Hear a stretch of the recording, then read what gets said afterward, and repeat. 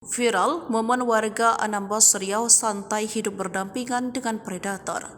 Hidup berdampingan dengan predator buas, warga Anambas, Kepulauan Riau santai cuci piring di pinggir sungai tempat buaya tinggal.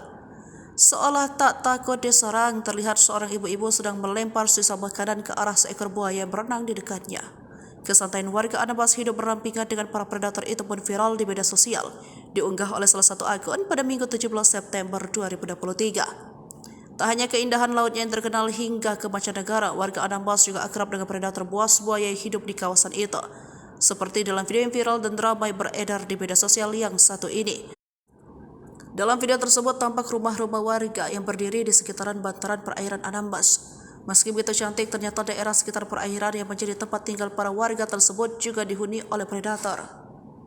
Tampak seorang warga sedang asik mencuci piring sementara di bawahnya ada seekor buaya yang asik berenang. Ibu-ibu yang sedang mencuci piring itu bahkan sempat melemparkan sisa makanan yang kemudian dilahap oleh buaya itu. Mama santai betul ada buaya di bawah rumah.